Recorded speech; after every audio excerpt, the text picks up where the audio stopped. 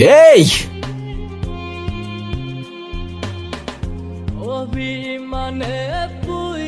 পাগল নাকি আপনি? মরতে যাচ্ছিলেন কি জন্য? নাও, একে তো এত বড় একটা বোকামি করতে যাচ্ছিলেন, তার উপরে ড্যাব ড্যাব করে তাকিয়ে আছেন। দেখেন, আমি জানি না আপনি কে, তবে এতটুকু জ্ঞান তো দিতেই পারি যে আপনার কষ্ট যতদিন আপনার ভেতরে চেপে রাখবেন না, সেটা বিষ হয়ে ভেতর থেকে আপনাকেই খেয়ে ফেলবে। এখন বলুন, এই বোকামিটা কেন করতে যাচ্ছিলেন? কি ভাবছেন আমাকে বললে আপনার লাভ ছাড়া ক্ষতি নেই? আর এমনও তো হতে পারে যে আপনার প্রবলেম শুনে আমি আপনাকে কোনোভাবে সাহায্য করতে পারি। আমি প্রেগনেন্ট। ভালোবেসেছিলাম, বিশ্বাস করেছিলাম, কিন্তু ভাবিনি সে ভালোবাসা এইভাবে শাস্তি হয়ে ফিরে আসে। এখান থেকে ঝাঁপ দিলে আপনার চিৎকার থেমে যাবে সে ব্যাপারে তো কোনো সন্দেহ নাই, কিন্তু যার জন্য আপনি এখানে আসলেন সে তো দিব্যি ঘুরে বেড়াবে, রাইট? কোথায় সেই হারামজাদারা? কোথায় আপনার বয়ফ্রেন্ড? কোথায় সে?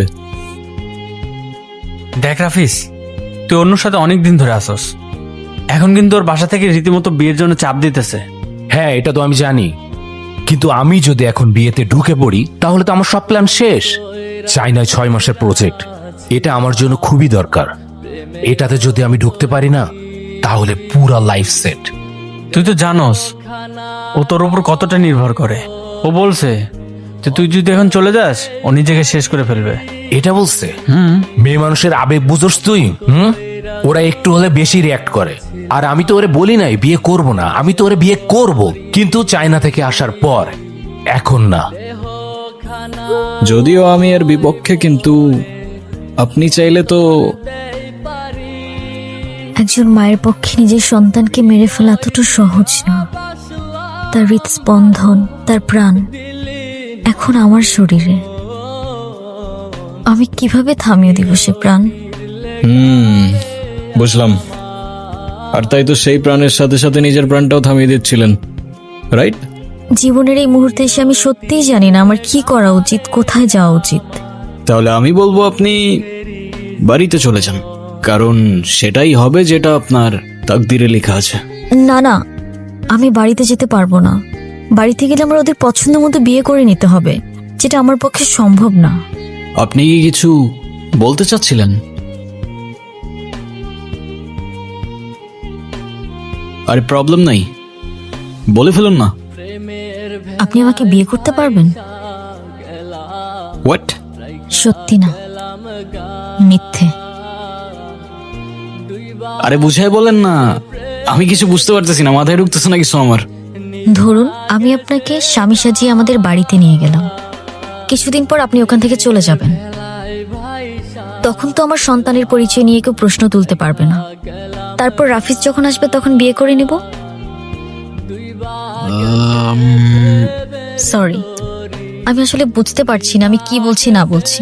আপনি কেনই বা আমার জন্য এত কিছু করবেন? Sorry sorry. আচ্ছা চলেন।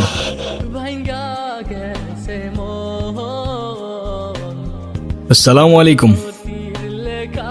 আপনি নিশ্চয়ই মামা, আর আপনি মামি, আর যদি ভুল না করি আপনি ছোট খালা আর খালু। তবে আপনাদের সবার মধ্যে আমার ফেভারিট কিন্তু আপনি। আপনাকে কিন্তু আমি নানু বলে ডাকবো না, আমি আপনাকে ডাকবো নানু ভাই। এই গুনগুন, ছেলেটা কে রে? মামা, ও আতিফ। আমরা একে অপরকে ভালোবেসে বিয়ে করেছি। দেখছেন ভাইজান, আপনার আদরের ভাগ্নি খানদান বংশের পরিচয় না জেনে একটা ছেলেরে বিয়ে করে আনছে। এই এই ছেলে, তোমার পরিচয় বলো। আমি আতিফ, আতিফ খান। খান নামের সাথে খান মিশালেই কি খানদান হয়ে যায় নাকি? কি কাজ করো তুমি? করি তো অনেক কিছুই, এখন কোনটা রেখে কোনটা বলবো? অনেক কিছু করো। আচ্ছা ঠিক আছে, তুমি একটা বলো। এই তো আমি অনলাইনে। কি অনলাইনে কাজ করো তুমি? এই অনলাইনে তুমি কি করো? জুয়া খেলো নাকি মলম বিক্রি করো? আরে না না, ছি ছি ছি ছি ছি।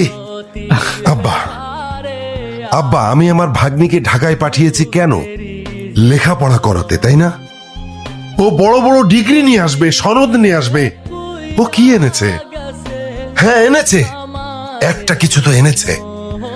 ও বাড়িতে একটা বনশিয়াল নিয়ে এসেছে।